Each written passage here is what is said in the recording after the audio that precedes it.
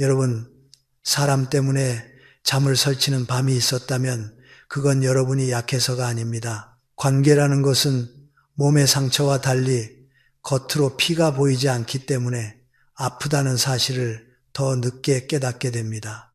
더구나 나이가 들수록 우리는 사람을 좋게 보려는 마음이 몸에 배어 있습니다. 오래 알고 지냈다는 이유로, 이웃이라는 이유로, 같은 모임이라는 이유로 괜히 불편한 말을 꺼냈다가 사이가 틀어질까봐 참고 넘깁니다.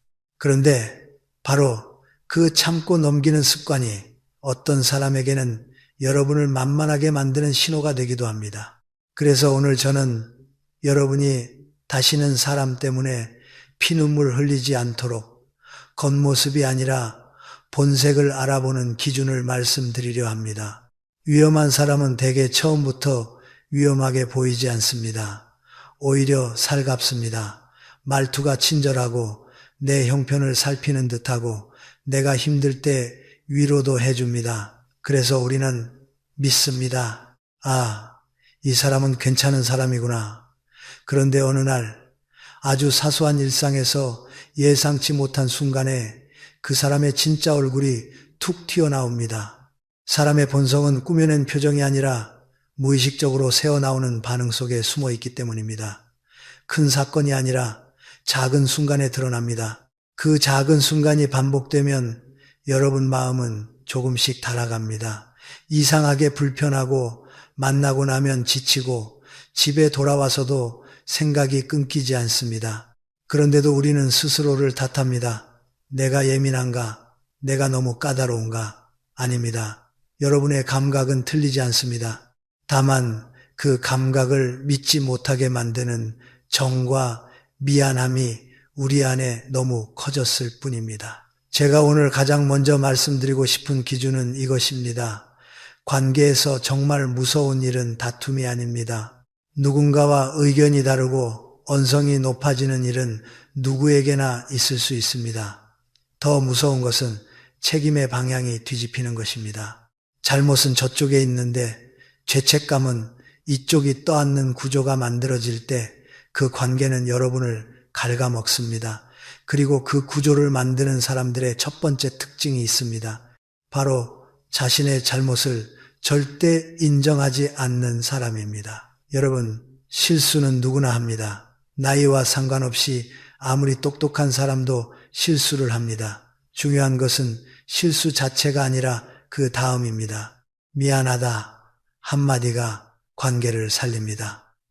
인정하고 고치면 그 실수는 오히려 신뢰를 깊게 만들기도 합니다. 그런데 어떤 사람은 그 한마디를 끝내 하지 않습니다. 분명히 본인이 날짜를 잘못 잡았고 본인이 확인을 하지 않았고 본인이 착각했는데도 입에서 나오는 말은 늘 똑같습니다. 그 앱이 이상했어.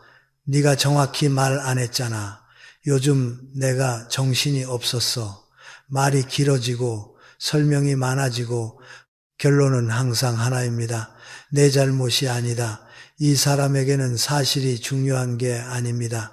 자기 체면이 더 중요합니다.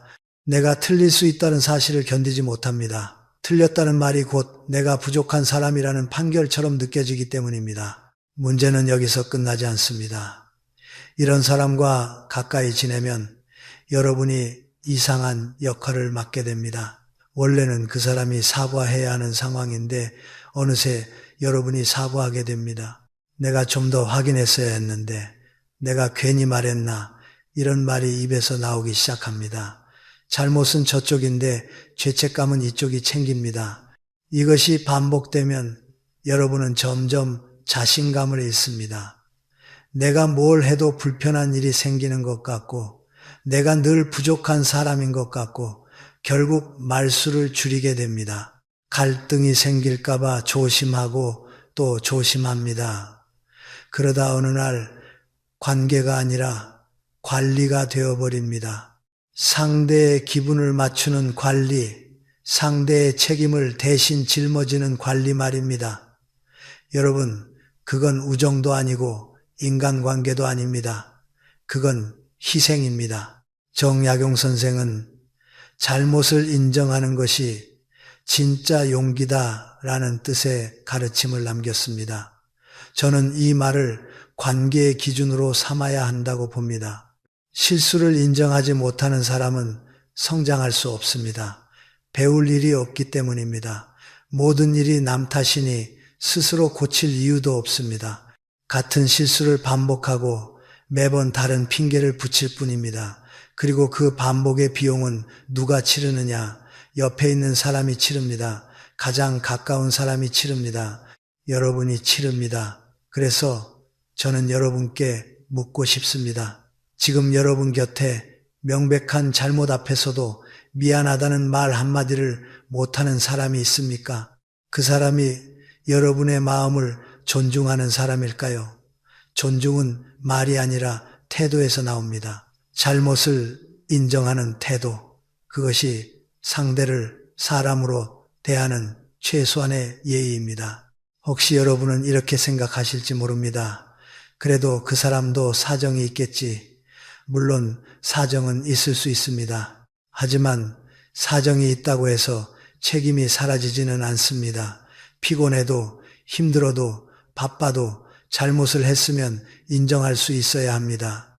인정하지 못하는 사람은 결국 누군가에게 책임을 떠넘길 사람입니다.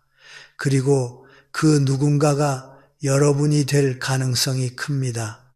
특히 여러분이 착하고 참고 관계를 지키려는 사람이면 그럴수록 더 그렇습니다. 착한 사람은 쉽게 이용당합니다. 왜냐하면 착한 사람은 마지막까지 내가 참으면 되지라고 생각하기 때문입니다. 그런데 그 참음은 덕이 아니라 상대에게는 더 해도 된다는 허락이 될 때가 있습니다. 이제부터는 단호해지셔야 합니다. 관계는 노력으로만 유지되는 것이 아닙니다. 서로 책임을 나눌 때 유지됩니다. 한쪽이 계속 인정하지 않으면 관계는 기울어집니다. 여러분이 한 발 양보하면 상대는 두 발을 요구합니다. 여러분이 한 번 대신 사과하면 상대는 다음에도 대신 사과하길 기대합니다. 그러다 보면 어느 순간 여러분의 삶에서 평온이 사라집니다. 마음이 늘 무겁고 만남이 부담이 되고 연락이 오면 심장이 먼저 긴장합니다. 여러분, 그런 관계는 오래 갈수록 여러분을 늙게 만듭니다. 얼굴빛이 어두워지고 말이 줄고 자신이 작아집니다. 저는 여러분이 더 이상 그렇게 살지 않기를 바랍니다. 나이가 들수록 더 중요한 것은 체면이 아니라 평온입니다. 사람을 많이 아는 것이 아니라 마음이 편한 사람을 곁에 두는 것입니다. 그러니 첫 번째 기준을 분명히 하십시오. 명백한 잘못 앞에서 인정하지 않고 핑계부터 찾는 사람, 그 사람은 언젠가 반드시 여러분에게 책임을 떠넘깁니다. 그때 여러분이 상처받기 전에 지금부터 거리 두는 연습을 하십시오. 그것은 냉정함이 아니라 자기 자신을 지키는 성숙함입니다. 여러분은 누군가의 감정과 책임을 대신 처리하라고 태어난 사람이 아닙니다. 여러분은 존중받을 자격이 있는 사람입니다. 그 사실을 오늘부터는 잊지 마십시오. 여러분, 사람을 볼 때 가장 정확한 기준은 그 사람이 나에게 잘하느냐가 아닙니다. 그 사람이 타인의 사정을 어떻게 다루는가입니다. 특히 남의 약점, 남의 고민, 남의 비밀을 손에 쥐었을 때 그 사람의 인격이 드러납니다. 오늘은 두 번째로 멀리해야 할 유형, 남의 비밀을 함부로 말하고 다니는 사람에 대해 말씀드리겠습니다. 이건 겉으로는 친절하고 따뜻해 보여도 속으로는 관계를 깨뜨리는 가장 위험한 습관입니다. 왜냐하면 비밀이란 것은 한번 새어나가면 다시는 원래 자리로 돌아오지 않기 때문입니다. 우리는 살면서 누구나 마음이 무너지는 순간이 있습니다. 가족 문제, 자식 문제, 건강 문제, 돈 문제, 이런 이야기는 아무에게나 꺼낼 수 없습니다. 그래서 어렵게 한 사람을 선택합니다. 너한테만 말하는 거야. 정말 부탁인데 비밀로 해줘. 그 말 속에는 단순한 정보 전달이 아니라 신뢰를 맡기는 마음이 들어 있습니다. 그런데 어떤 사람은 그 신뢰를 관심을 끄는 재료로 바꿔버립니다. 아주 자연스럽게, 아주 가볍게요. 걱정돼서 조언을 구하려고, 나쁜 뜻이 아니라 이렇게 말하면서요. 하지만 여러분, 비밀을 흘리는 순간부터 이미 나쁜 뜻이 시작된 겁니다. 뜻이 나쁘냐 좋으냐가 중요한 게 아닙니다. 결과가 상대를 다치게 하면 그건 나쁜 행동입니다. 비밀을 퍼뜨리는 사람들의 특징이 하나 있습니다. 말이 길고 설명이 많습니다. 정작 중요한 핵심, 미안해는 빠져 있습니다. 한 명한테만 살짝 물어봤어 라고 하지만 며칠 후 보면 그 한 명이 둘이 되고 셋이 되고 어느새 동네 전체가 압니다. 그리고 그 과정에서 비밀은 변형됩니다. 원래는 명절 준비로 말다툼이 있었다가 며느리가 시어머니를 무시한다가 됩니다. 심지어 없던 말이 붙고 감정이 과장되고 누군가의 상상이 사실인 것처럼 굳어집니다. 이렇게 되면 가장 고통받는 사람은 누구입니까? 비밀을 털어놓은 당사자입니다. 마음이 무너져서 어렵게 꺼낸 이야기가 하루아침에 남의 입에서 가십이 되어 돌아오니까요. 왜 이런 일이 생길까요? 어떤 사람은 타인의 비밀을 지키는 것을 무거운 일로 느낍니다. 반면 어떤 사람은 타인의 비밀을 가벼운 소재로 느낍니다. 여기서 인간의 차이가 납니다. 비밀을 무겁게 여기는 사람은 상대의 마음을 먼저 생각합니다. 이 이야기는 그 사람에게 아픈 이야기다. 내가 지켜야 한다. 이렇게 느낍니다. 하지만 비밀을 가볍게 여기는 사람은 다르게 느낍니다. 이 이야기하면 사람들이 나를 주목하겠지. 내가 정보가 많은 사람으로 보이겠지. 결국 비밀은 그들에게 자기 존재감을 높이는 도구가 됩니다. 여러분이 꼭 기억하셔야 할 문장이 있습니다. 남의 비밀을 여러분에게 쉽게 말하는 사람은 여러분의 비밀도 쉽게 말합니다. 이것은 예외가 거의 없습니다. 처음에는 달콤하게 말합니다. 나는 너한테만 말하는 거야. 그런데 그 말이 사실이라면 왜 굳이 너한테만이라는 말을 강조할까요? 진짜로 비밀을 지키는 사람은 오히려 조용합니다. 말이 없습니다. 묻지 않으면 꺼내지 않습니다. 반대로 입이 가벼운 사람은 나만 아는 이야기라는 포장지로 관심을 끕니다. 그리고 그 포장지를 뜯는 순간 그 비밀은 이미 안전하지 않습니다. 정약용 선생은 제자들에게 비밀을 지키는 것이 신의 시작이다라는 뜻의 가르침을 강조하셨습니다. 저는 이 말을 인간관계의 핵심으로 봅니다. 신의 신의는 거창한 약속에서 생기는 게 아닙니다. 아주 작은 말 한마디를 지키는 데서 시작됩니다. 남의 사정 하나를 지켜주는 것, 그게 사람이 사람을 존중하는 기본입니다. 비밀을 지키지 못하는 사람은 결국 사람을 존중하지 못하는 사람입니다. 그 사람은 여러분을 사랑해서 말을 퍼뜨리는 게 아닙니다. 여러분을 돕기 위해서도 아닙니다. 단지 자신의 입과 감정을 통제하지 못할 뿐입니다. 그리고 통제하지 못하는 사람은 언젠가 여러분 삶을 통제하려 들 가능성도 큽니다. 그렇다면 우리는 어떻게 해야 할까요? 여기서 중요한 것은 따지기가 아니라 경계입니다.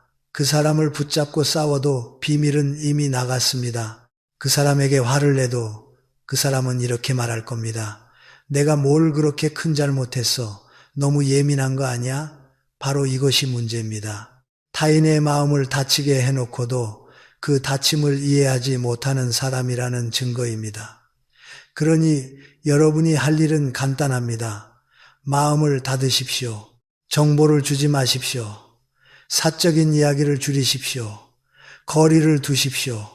깊은 관계를 맺지 마십시오.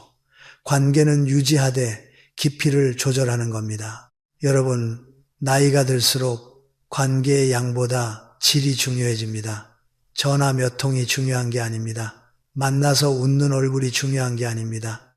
진짜 중요한 것은 여러분이 힘들 때 내 이야기가 안전하게 머무를 사람이 있는가입니다.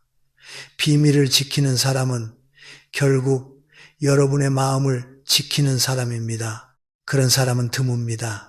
그래서 더 소중합니다. 반대로 비밀을 퍼뜨리는 사람은 여러분을 이야깃거리로 만드는 사람입니다. 그런 사람 곁에서 여러분의 마음이 편할 수 없습니다. 제가 여러분께 제안 드립니다. 앞으로 누군가에게 고민을 말하기 전 딱 한 가지를 확인하십시오. 그 사람이 다른 사람의 이야기를 나에게 어떻게 말해왔는가? 늘 누군가의 사정을 재미있게 전하고 내가 들었는 대로 시작하는 사람이었다면 그 사람에게는 여러분의 비밀을 맡기지 마십시오. 그것은 신뢰가 아니라 위험을 맡기는 겁니다. 여러분의 마음은 실험 대상이 아닙니다. 이제 여러분은 관계를 더 조심스럽게 선택하실 나이입니다. 참아주는 관계가 아니라 존중받는 관계를 선택하셔야 합니다. 비밀을 지키지 못하는 사람과는 피상적인 인사만 나누십시오. 깊은 마음은 깊은 사람에게만 주십시오. 그게 여러분의 평온을 지키는 길입니다. 여러분, 인간관계에서 상처가 깊어지는 순간은 싸웠을 때가 아닙니다. 내가 마음을 꺼냈는데 그 마음이 제대로 도착하지 않았을 때입니다. 말을 했는데도 듣는 사람이 없는 느낌, 속상한 이야기를 했는데도 위로는커녕 내 이야기가 공중에서 사라져버리는 느낌. 그럴 때 사람은 묘하게 허탈해지고 더 외로워집니다. 오늘은 세 번째로 멀리해야 할 유형, 모든 대화를 자기 이야기로 끝내는 사람에 대해 말씀드리겠습니다. 이런 사람은 겉으로는 대화를 잘하는 것처럼 보입니다. 말도 많고 경험도 많은 듯하고 분위기도 띄웁니다. 그런데 여러분이 진짜 힘든 이야기를 꺼내는 순간 이상한 일이 벌어집니다. 여러분의 이야기가 시작되자마자 그 사람의 입에서 이런 말이 나옵니다. 아, 그거 나도 말이야. 그리고 곧바로 방향이 바뀝니다. 내가 예전에 내가 더 심했어. 나는 이렇게 해결했어. 여러분이 혈압이 걱정된다고 하면 그 사람은 양파즙 이야기를 20분 합니다. 여러분이 가족 문제로 마음이 무겁다고 하면 그 사람은 자기 자식 이야기로 넘어갑니다. 여러분은 분명 내 마음을 말했는데 결국 그 사람의 무대가 됩니다. 여기서 핵심은 말의 양이 아닙니다. 관심의 방향입니다. 대화는 두 사람이 함께 만들어야 합니다. 그런데 어떤 사람은 대화를 상대의 마음을 만나는 자리가 아니라 자기를 드러내는 자리로만 씁니다. 그러면 여러분은 어떻게 됩니까? 점점 말이 줄어듭니다. 어차피 말해봤자 끊길 거라 합니다. 어차피 말해봤자 나도로 덮일 거라 합니다. 결국 여러분은 듣는 사람, 맞장구 치는 사람, 고개 끄덕이는 사람으로 굳어집니다. 그리고 집에 돌아오면 더 공허해집니다. 친구를 만났는데도 마음이 채워지지 않았기 때문입니다. 오히려 내가 왜 만났지? 라는 생각이 들고 만남이 부담이 됩니다. 왜 이런 사람이 생길까요? 이런 사람들은 대개 공감이 부족합니다. 공감이란 상대의 감정을 따라가며 지금 당신이 힘들겠구나를 느끼는 능력입니다. 그런데 공감이 부족한 사람은 상대의 감정을 느끼지 못하고 정보를 처리만 합니다. 혈압이 높다? 그러면 해결책을 말해야지 이렇게 생각합니다. 그래서 위로 대신 처방을 내놓고 질문 대신 자기 경험을 늘어놓습니다. 문제는 여러분이 원하는 것이 해결책이 아닐 때가 많다는 겁니다. 사람은 종종 해결보다 이해가 필요합니다. 그래, 많이 걱정됐겠구나. 그 마음이 힘들었겠다. 이 한마디가 사람을 살립니다. 그런데 자기 이야기로 끝내는 사람은 그 한마디를 못합니다. 아니, 그 한마디의 가치를 모릅니다. 더 무서운 특징이 있습니다. 이런 사람들은 대화를 경쟁으로 만들어버립니다. 여러분이 무릎이 아프다 하면 나는 더 아파로 갑니다. 여러분이 요즘 힘들다 하면 나도 옛날에 더 힘들었어가 됩니다. 여러분의 기쁨도 마찬가지입니다. 좋은 일이 있었다 하면 나는 더 큰 일이 있었어로 덮어버립니다. 그러면 여러분은 어떤 감정을 배우게 됩니까? 기쁨도 말하지 못하고 슬픔도 말하지 못합니다. 결국 그 사람 앞에서 여러분의 감정은 점점 숨게됩니다. 관계가 깊어지는 게 아니라 여러분이 줄어드는 관계가 됩니다. 정약용 선생은 듣는 것이 말하는 것보다 어렵고 귀하다는 뜻의 말씀을 남겼습니다. 저는 이 말을 정말 중요한 기준으로 삼아야 한다고 봅니다. 말하는 것은 누구나 합니다. 하지만 들어주는 것은 아무나 못합니다. 들어준다는 것은 상대의 말이 끝날 때까지 기다리는 인내이고 상대의 감정을 존중하는 태도이며 내가 지금 더 말하고 싶은 욕구를 잠시 내려놓는 절제입니다. 이 절제가 없는 사람은 결국 관계에서 상대를 사람으로 만나지 못하고 내가 비추는 거울로만 사용하게 됩니다. 여러분, 한번 이렇게 생각해 보십시오. 나는 그 사람 이야기를 너무 많이 알고 있습니다. 그 사람의 가족사, 건강, 취미, 분노, 자랑, 불만까지 다 압니다. 그런데 그 사람은 나에 대해 얼마나 알고 있을까요? 내 마음이 어떤지, 내가 무엇을 두려워하는지, 내가 무엇에 기뻐하는지 그 사람은 모릅니다. 관심이 없기 때문입니다. 관심이 없으면 질문이 없습니다. 질문이 없으면 공감도 없습니다. 그러니 관계는 자연스럽게 얕아집니다. 오래 만났다고 해서 깊어지는 게 아닙니다. 깊어지는 관계는 내 이야기가 안전하게 머무를 곳이 있는 관계입니다. 그렇다면 우리는 어떻게 해야 할까요? 우선 여러분이 스스로를 탓하지 마십시오. 내 말이 재미없나? 내가 표현을 못했나? 아닙니다. 문제는 표현이 아니라 구조입니다. 상대가 처음부터 받을 그릇이 없었던 겁니다. 그 다음은 분명히 해야 합니다. 대화의 균형을 지키십시오. 여러분이 한 문장을 말하면 상대가 두 문장으로 빼앗는 관계는 오래 갈수록 여러분을 지치게 합니다. 처음에는 그 사람 원래 말이 많아 라고 넘기지만 그 반복이 결국 여러분의 마음을 비웁니다. 방법은 간단합니다. 첫째, 중요한 이야기를 그 사람에게 하지 마십시오. 둘째, 만남의 시간을 줄이십시오. 셋째, 깊은 관계를 맺지 마십시오. 그리고 넷째, 여러분의 이야기를 진심으로 들어주는 사람에게 시간을 쓰십시오. 여러분의 말에 귀 기울이고 중간에 끊지 않고 질문하고 그랬구나라고 받아주는 사람, 그런 사람이 진짜 사람입니다. 여러분, 나이가 들수록 우리는 더 이상 아무에게나 마음을 줄 시간이 없습니다. 관계는 선택입니다. 그리고 그 선택의 기준은 단순합니다. 내가 그 사람을 만나고 난 뒤 마음이 편해지는가, 더 고갈되는가, 대화는 에너지를 채워야 합니다. 그런데 만나고 나면 늘 허탈하고 말하고 싶은 마음이 사라지고 집에 돌아와 더 외로워진다면 그 관계는 이미 답이 나와 있습니다. 여러분의 목소리가 사라지는 곳에서는 여러분의 삶도 작아집니다. 이제는 여러분의 목소리를 존중해주는 사람 곁에 머무십시오. 그것이 남은 인생의 품격입니다. 여러분, 인간관계에서 가장 피곤한 사람은 나쁜 말을 하는 사람이 아닙니다. 감정을 통제하지 못하는 사람입니다. 말이 독해도 시간이 지나면 잊히는 경우가 있습니다. 하지만 감정이 폭발하는 사람 옆에 있으면 여러분의 몸이 먼저 반응합니다. 심장이 조마조마해지고 말이 조심스러워지고 약속 전부터 피곤해집니다. 오늘은 네 번째로 멀리해야 할 유형, 감정을 다스리지 못하고 폭발하는 사람에 대해 말씀드리겠습니다. 이런 사람들은 대개 이렇게 시작합니다. 아주 사소한 일에서 갑자기 목소리가 커집니다. 커피가 5분 늦게 나왔다고 직원에게 날이 선 말이 튀어나옵니다. 왜 이렇게 늦어? 확인도 안 하고 내오나. 상대가 사과해도 멈추지 않습니다. 분노의 크기가 상황의 크기와 맞지 않습니다. 우리는 그 장면을 보면서 속으로 이렇게 느낍니다. 저 정도 일로 저렇게까지 화낼 일인가? 그렇습니다. 화낼 일이 아닙니다. 그런데도 화를 냅니다. 왜냐하면 그 분노는 지금 눈앞에 커피 때문이 아니라 그 사람 안에 쌓여있던 불안과 좌절이 밖으로 터지는 방식이기 때문입니다. 여러분, 분노는 종종 상황을 핑계로 삼습니다. 진짜 원인은 내면에 있는데 표면에서는 외부 탓을 합니다.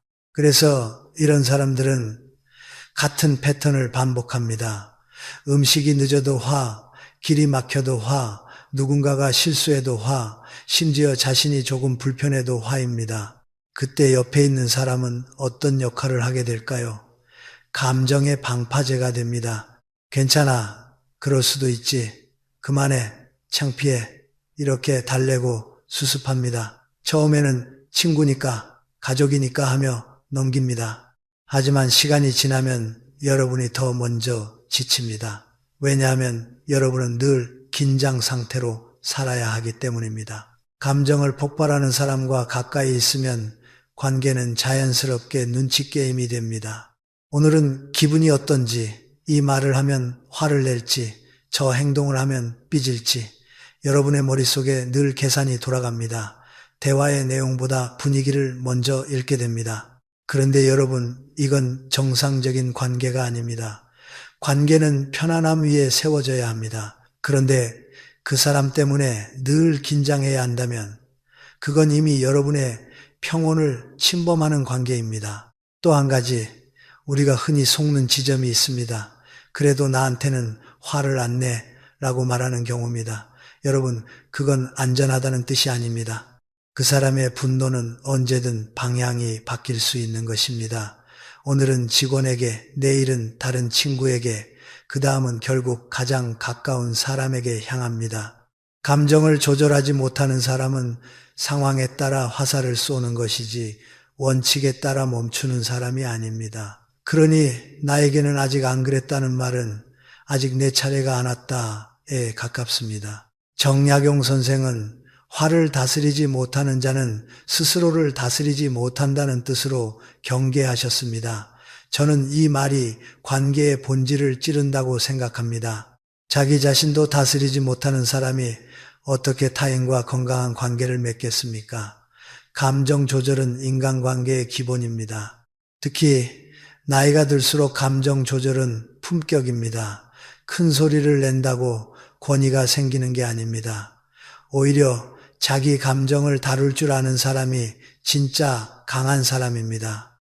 여러분이 조심해야 할 것은 큰 분노만이 아닙니다.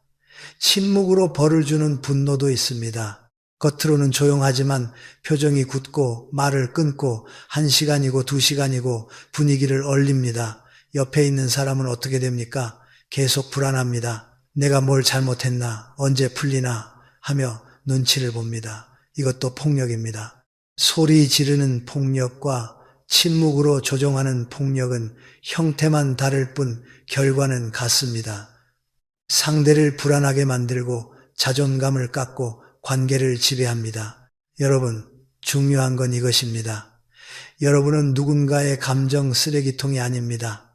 상대가 스트레스를 받는다고 해서 여러분이 그 분노를 받아줄 의무는 없습니다. 상대가 기분이 나쁘다고 해서 여러분이 하루 종일 죄인이 될 이유도 없습니다.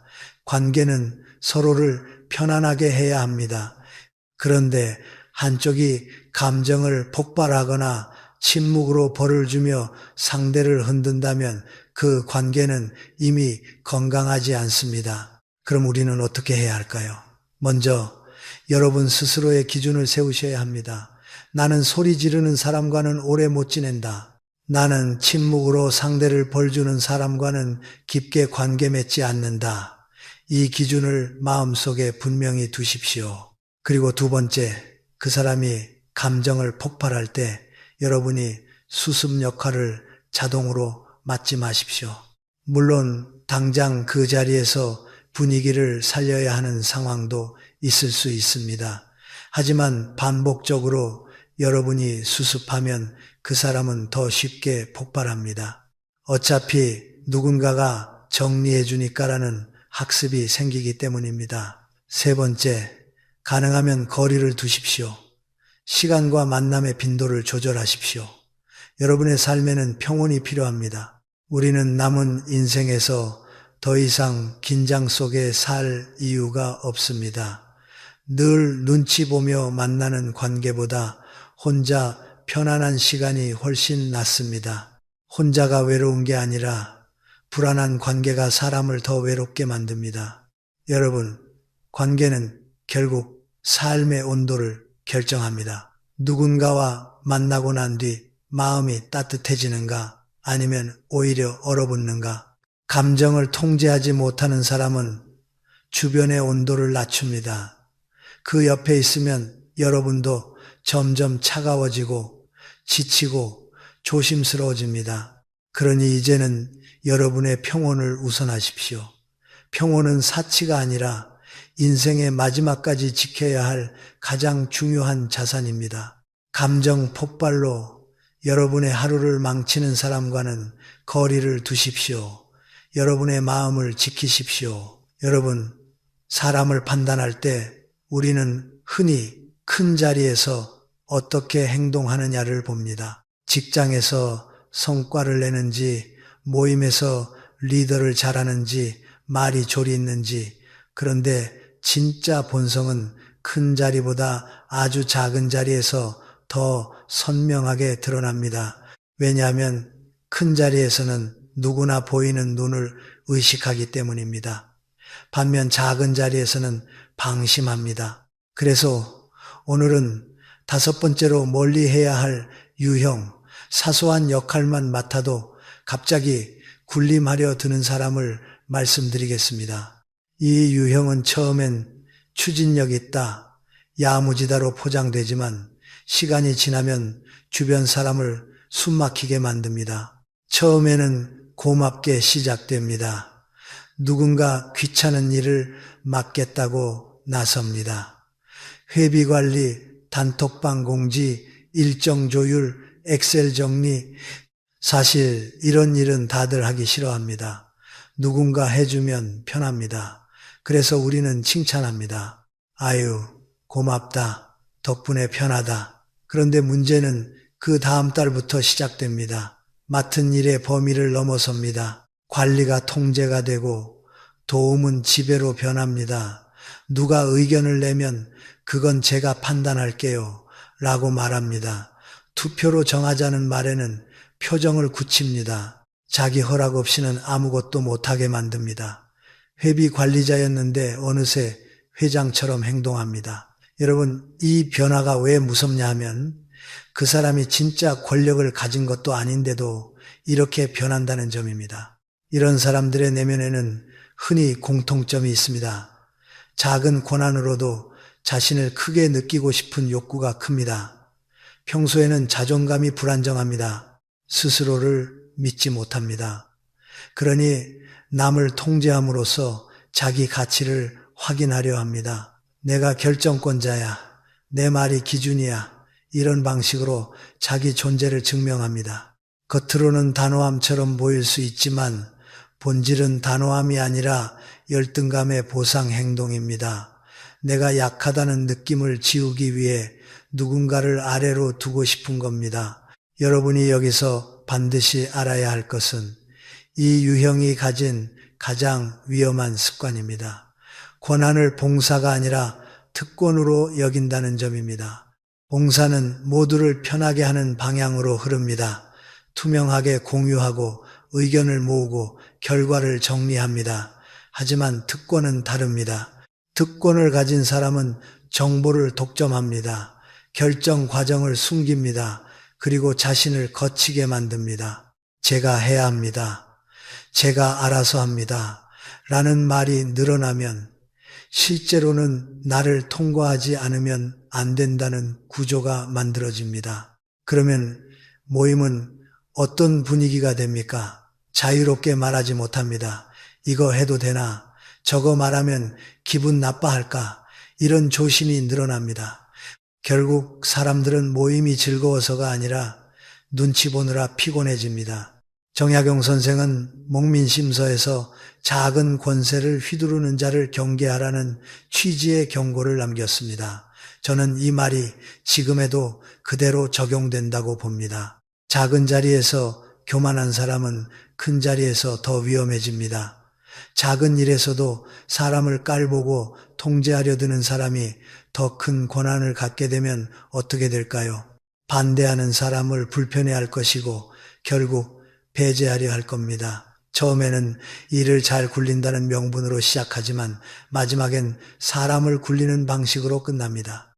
여러분이 특히 조심해야 할 것은 이런 사람과 함께 있을 때 여러분 자신이 변한다는 사실입니다. 처음에는 그냥 저 사람이 깐깐한가 보다 하고 넘어갑니다. 그런데 시간이 지나면 여러분이 먼저 움츠러듭니다. 원래 여러분은 자유롭게 의견을 내던 사람이었는데 어느 순간부터 허락을 구합니다. 이거 괜찮을까요? 그럼 어떻게 하면 좋을까요? 이렇게요.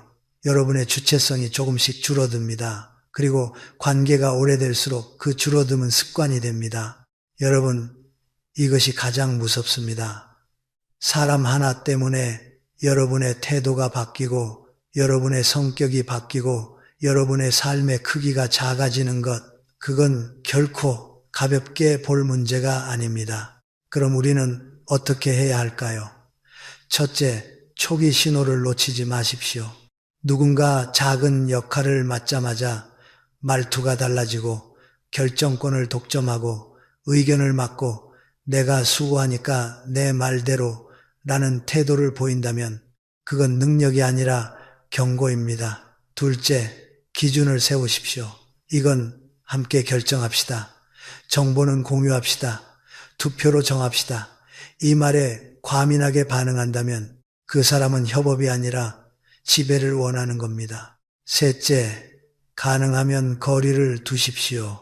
여러분이 그 사람을 바꾸려 애쓰지 마십시오. 권력에 취한 사람은 쉽게 바뀌지 않습니다. 오히려 여러분이 지칩니다. 넷째, 여러분 자신을 확인하십시오. 그 사람을 만나고 난 뒤 내가 자꾸 작아지는지, 말이 줄어드는지, 눈치를 보게 되는지, 그렇다면 이미 답은 나와 있습니다. 관계는 편안해야 합니다. 모임은 즐거워야 합니다. 작은 역할 때문에 숨 막히는 분위기가 만들어진다면 그건 더 이상 건강한 공동체가 아닙니다. 여러분, 삶의 후반부에는 누가 나를 끌어올려 주는가만큼 누가 나를 작아지게 만드는가를 더 정확히 봐야 합니다. 작은 권한에 취해 군림하려는 사람은 여러분을 동등한 사람으로 보지 않습니다. 아래 사람으로 봅니다. 그래서 여러분이 점점 허락을 구하게 만듭니다. 그러나 여러분은 누군가의 허락을 받아야 사는 사람이 아닙니다. 여러분은 존중받아야 할 사람이고 동등한 관계 속에서 편안하게 살아야 할 사람입니다. 그러니 작은 권력에 취한 사람을 멀리 하십시오. 그게 여러분의 품격을 지키는 길입니다. 여러분, 사람의 인격을 가장 정확히 보여주는 장면이 있습니다. 그 사람이 나에게 어떻게 하느냐가 아닙니다. 자기보다 약한 사람에게 어떻게 하느냐입니다. 오늘은 6번째로 멀리 해야 할 유형, 상대의 위치에 따라 태도가 180도 바뀌는 사람에 대해 말씀드리겠습니다. 이 유형은 겉으로는 사교적이고 예의 바른 것처럼 보입니다. 그런데 한 번만 유심히 보면 그 예의가 인격이 아니라 계산이라는 것을 금방 알 수 있습니다. 이런 사람들은 보통 이런 모습을 보입니다. 식당에서 직원이 메뉴판을 가져오는데도 눈을 마주치지 않습니다. 물 먼저 가져와요. 이거 다시 데워와요. 말투는 명령이고 주세요나 감사합니다. 같은 말이 없습니다. 조금만 일이 늦어져도 표정이 굳고 짜증이 올라옵니다. 계산할 때 카드가 한 번에 안 찍히면 직원에게 불만을 쏟아냅니다. 옆에 있는 사람은 민망합니다. 상황이 크지 않은데도 분위기가 험해집니다. 그런데 더 소름 돋는 장면은 그 다음에 나옵니다. 우연히 그 장소에서 윗사람으로 보이는 누군가를 만나는 순간 그 사람의 얼굴이 바뀝니다. 목소리가 부드러워지고 미소가 환해지고 고개를 깊이 숙입니다. 조금 전까지 직원에게 날카롭던 사람이 맞나 싶을 정도입니다. 여러분, 이 변화는 단순한 예의가 아닙니다. 예의는 누구에게나 같습니다. 진짜 예의는 상황에 따라 바뀌지 않습니다. 그런데 태도가 바뀌는 사람은 관계를 사람 대 사람으로 보지 않습니다. 관계를 위아래로 나눕니다. 도움이 되는 사람인가, 도움이 안 되는 사람인가, 내게 이익이 되는 사람인가, 이익이 없는 사람인가.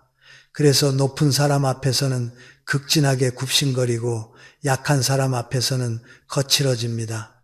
이건 성격 문제가 아닙니다. 세계관의 문제입니다. 사람을 존재로 보지 않고 도구로 봅니다. 이런 사람의 내면에는 대개 강한 불안이 있습니다. 자기 자리에 대한 불안, 인정받지 못할까 하는 불안, 남보다 뒤처질까 하는 불안. 그래서 그 불안을 잠재우는 방법으로 서열 확인을 합니다. 높은 사람 앞에서는 자신을 낮추며 안전을 확보하고 낮은 사람 앞에서는 상대를 낮추며 자신이 위에 있음을 확인합니다.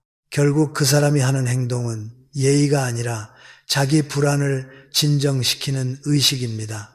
그런데 그 의식의 비용은 누구가 치릅니까? 약한 사람이 치르고 옆에 있는 사람이 치릅니다. 분위기가 망가지고 관계가 불편해지고 결국 여러분까지 긴장하게 됩니다. 여러분이 이 유형을 특히 경계해야 하는 이유가 있습니다. 이 사람은 지금은 여러분에게 친절할 수 있습니다. 왜냐하면 지금 여러분이 괜찮은 위치에 있고 도움이 될 수 있는 사람으로 보이기 때문입니다. 하지만 여러분이 힘들어지는 순간, 여러분이 더 이상 쓸모가 없다고 판단되는 순간 태도는 바뀝니다. 지금의 친절은 인격에서 나온 것이 아니라 조건에서 나온 것이기 때문입니다. 조건이 바뀌면 친절도 사라집니다. 그러니 우리는 한 가지를 반드시 확인해야 합니다. 그 사람이 나에게 잘해주는가가 아니라 아무 이득이 없는 사람에게도 잘하는가입니다. 정약용 선생은 아랫사람을 대하는 태도가 그 사람의 진짜 품격이라는 취지로 경계하셨습니다. 저는 이 말을 매우 실용적인 기준으로 삼으라고 권하고 싶습니다. 높은 사람 앞에서 예의 바른 건 쉽습니다. 칭찬도 받을 수 있고 얻을 것도 있습니다. 하지만 아무런 이익이 없는 사람에게도 같은 존중을 보이는 것은 어렵습니다. 그래서 바로 거기서 인격이 드러납니다. 식당 직원, 청소하시는 분, 경비원, 택배기사, 콜센터 상담원, 이런 분들에게 무례한 사람은 여러분에게도 결국 무례해질 사람입니다. 처음엔 여러분에게만 예외로 친절할 수 있습니다. 그러나 그건 예외가 아니라 기간 한정 서비스입니다. 여러분, 이런 사람과 오래 지내면 여러분도 상처를 입지만 더 무서운 건 여러분의 가치관이 흔들린다는 겁니다. 세상은 원래 그래. 강한 사람이 이기는 거야. 이런 말이 입에 붙기 시작합니다. 그리고 어느 순간 여러분도 누군가에게 무례해질 수 있습니다. 인간은 옆에 있는 사람의 온도를 닮아가기 때문입니다. 그래서 우리는 단지 나에게 피해를 주는가만 보지 말고 내가 어떤 사람이 되게 만드는가를 봐야 합니다. 약자를 무시하는 사람 곁에 있으면 여러분의 마음도 거칠어지고 삶이 피곤해집니다. 그럼 우리는 어떻게 해야 할까요? 첫째, 관찰하십시오. 여러분 앞에서는 친절한데 다른 사람 앞에서는 무례한지, 특히 서비스 노동자나 약한 위치에 있는 사람 앞에서 말투가 거칠어지는지. 둘째, 그 장면을 보고도 원래 성격이 급해서라고 합리화하지 마십시오.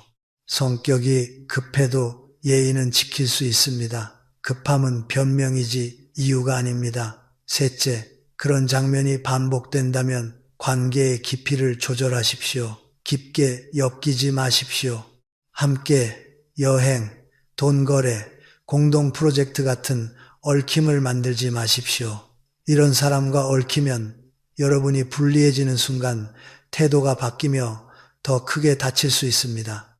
여러분, 나이가 들수록 우리는 더 분명한 기준이 필요합니다. 사람의 품격은 학력이나 직함이 아니라 약자를 대하는 방식에 있습니다. 여러분을 진짜로 존중하는 사람은 여러분 앞에서만 예의 바른 사람이 아닙니다. 누구에게나 같은 존중을 보입니다. 그런 사람과 함께 있을 때 여러분의 마음도 안전합니다. 반대로 위치에 따라 태도가 바뀌는 사람은 관계를 사람으로 맺는 게 아니라 계산으로 맺습니다. 계산으로 맺어진 관계는 계산이 끝나면 끝납니다. 그러니 지금이 그 사람을 볼 때입니다. 말이 아니라 장면을 보십시오. 약자 앞에서 드러나는 태도, 그게 그 사람의 진짜 얼굴입니다. 여러분, 사람의 진심은 잘해줄 때보다 거절했을 때 더 선명하게 드러납니다. 기분 좋을 때 친절한 건 어렵지 않습니다. 문제는 상대가 원하는 대로 되지 않을 때입니다.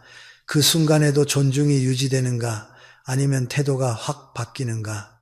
오늘은 7번째로 멀리 해야 할 유형, 부탁을 거절하면 태도가 돌변하는 사람에 대해 말씀드리겠습니다. 이 유형은 처음에는 천사처럼 다가옵니다. 하지만 끝은 늘 같습니다.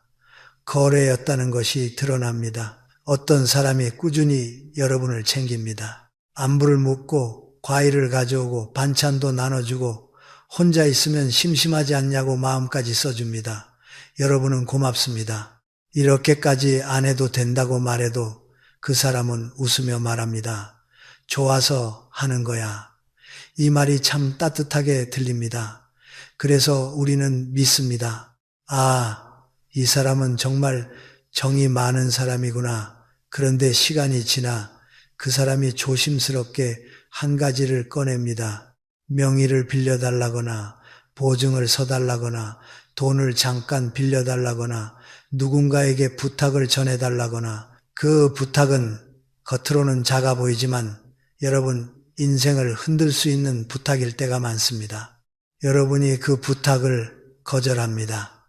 이유는 충분합니다. 원칙이 있고 가족과의 약속이 있고 살아오며 배운 교훈이 있기 때문입니다. 여러분은 미안하다고 말합니다. 마음은 있지만 어렵다고 말합니다.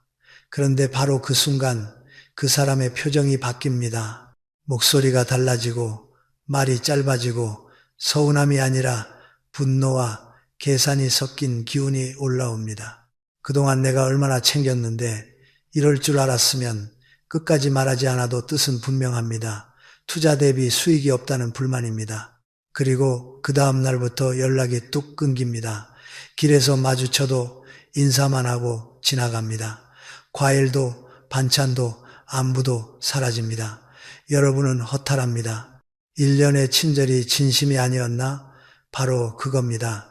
진심이 아니라 계산이었습니다. 여러분, 이 유형이 가장 무서운 이유는 친절이 미끼로 쓰인다는 점입니다.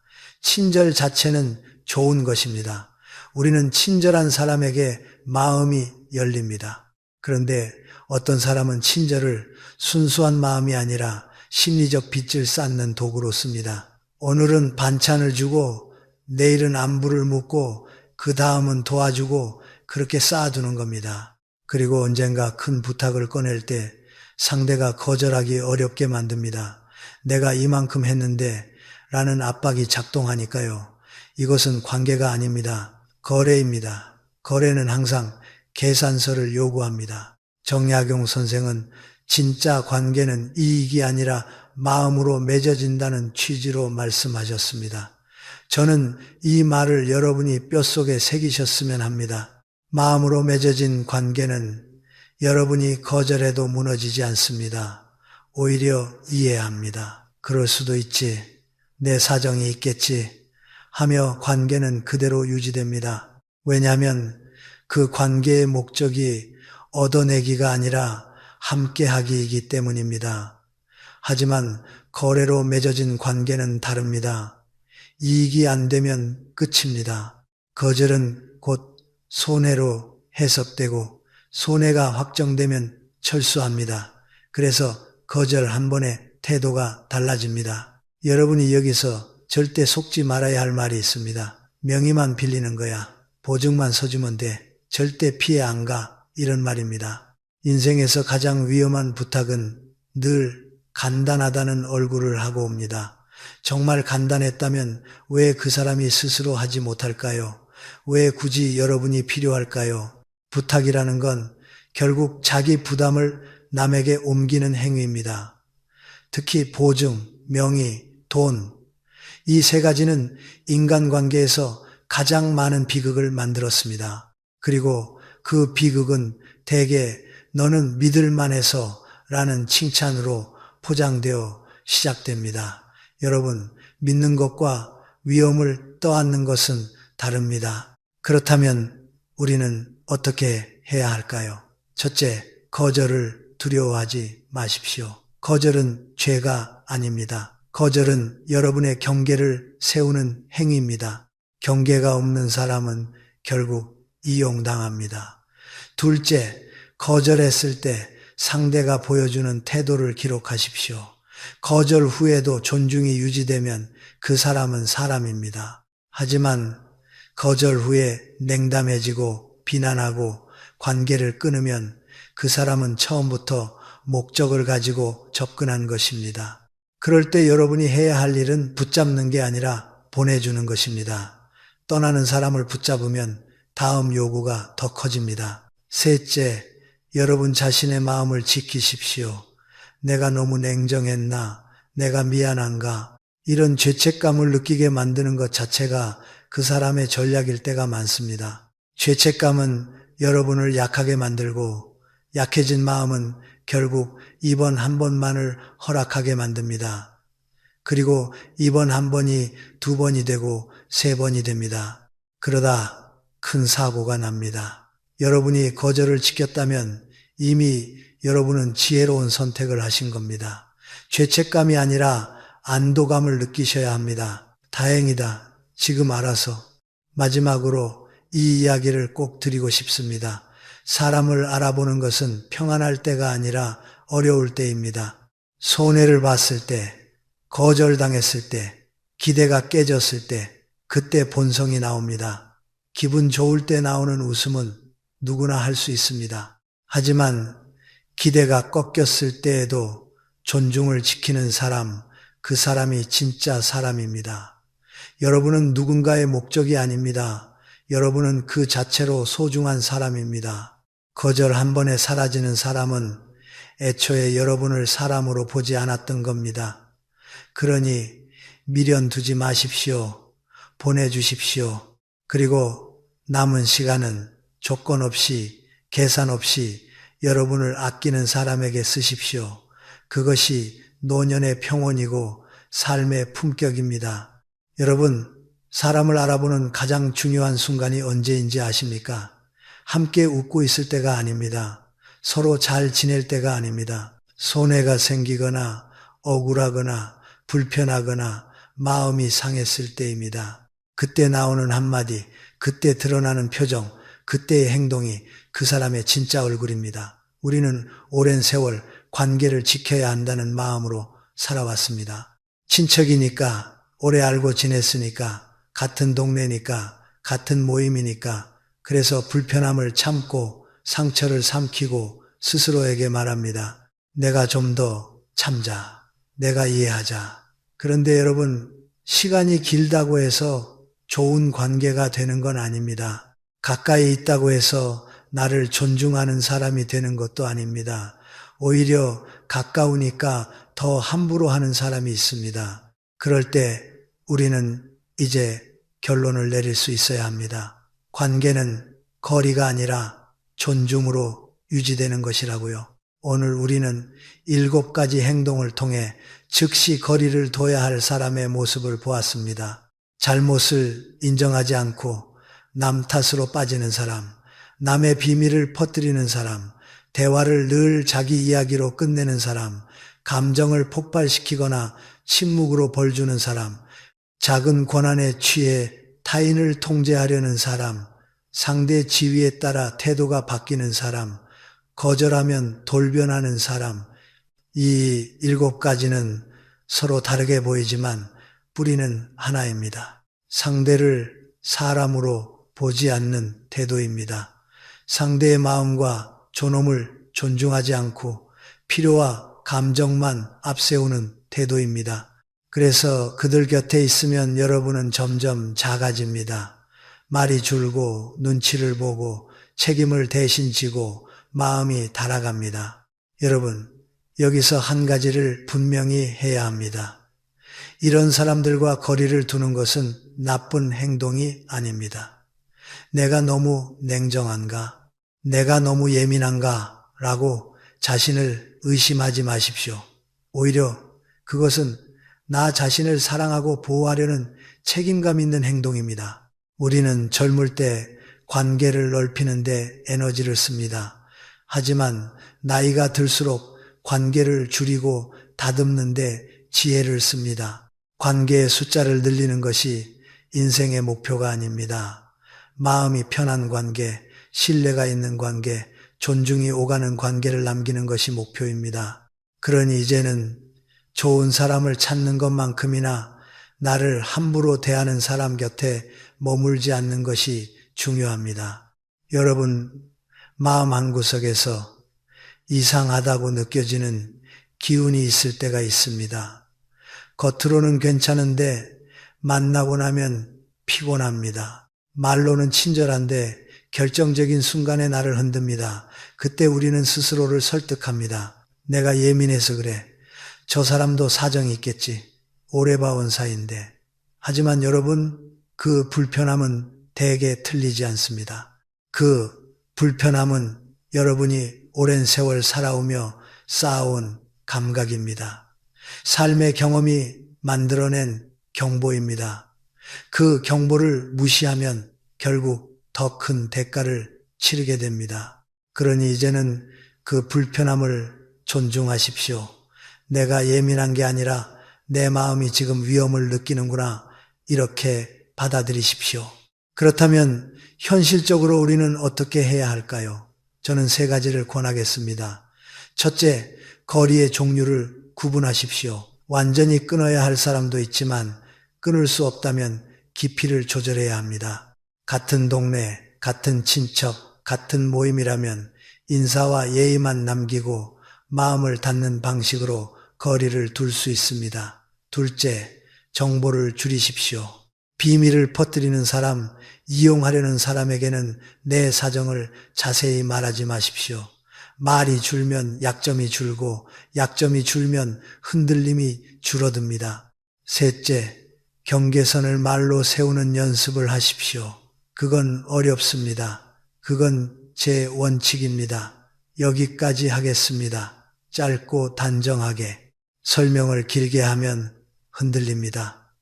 원칙을 길게 말하면 공격받을 틈이 생깁니다.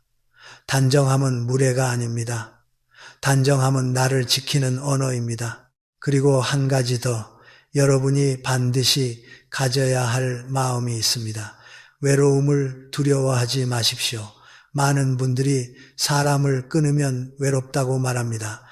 하지만 여러분, 외로움은 사람의 숫자로 해결되지 않습니다. 불안한 관계 속에 있어도 외롭습니다. 내 마음이 존중받지 못하면 사람들 가운데 있어도 외롭습니다. 반대로 관계가 적어도 마음이 안전하면 삶은 훨씬 편안합니다. 나이가 들수록 필요한 것은 화려한 인간관계가 아니라 마음의 평온입니다. 평온은 누군가가 주는 게 아니라 여러분이 선택해서 지키는 것입니다. 정약용 선생은 유배지에서 사람을 보는 기준을 남겼습니다. 사람의 진짜 얼굴은 기분 좋을 때 나오지 않고 불편할 때 나온다는 뜻입니다. 저는 그 말씀을 이렇게 바꾸어 드리고 싶습니다. 사람은 당신이 거절했을 때, 당신이 약해졌을 때, 당신이 손해를 봤을 때 드러난다. 그러니 여러분이 사람을 볼 때는 그 사람이 여러분에게 잘해주는 순간만 보지 마십시오. 다른 사람에게, 특히 약한 사람에게 어떻게 하는지 보십시오. 그리고 여러분이 원칙을 지켰을 때 그 사람이 어떻게 반응하는지 보십시오. 그 장면이 그 사람의 본질입니다. 여러분, 이제 마지막으로 이 한마디는 꼭 기억하셨으면 합니다. 여러분은 존중받을 자격이 있습니다. 60년, 70년을 살아오며 여러분은 충분히 애쓰셨습니다. 가족을 위해, 자식을 위해, 조직을 위해, 관계를 위해 참아왔습니다. 이제는 여러분 자신을 먼저 생각하셔도 됩니다. 여러분을 힘들게 하는 사람에게 더 이상 마음을 쓰지 않아도 됩니다. 그건 이기적인 것이 아니라 너무 늦게 배운 지혜입니다. 오늘부터는 이렇게 선택하십시오. 나를 작아지게 만드는 사람과는 멀어지고 나를 편안하게 만드는 사람 곁으로 가십시오. 나의 마음을 가볍게 하는 사람에게 시간을 쓰십시오. 나를 존중해 주는 사람에게 웃음을 주십시오. 그리고 무엇보다 여러분 스스로를 존중하십시오. 관계를 정리하는 순간은 아픈 순간이지만 그 아픔 뒤에는 반드시 평온이 옵니다. 여러분의 남은 인생은 그 평온 위에서 더 단단해질 것입니다.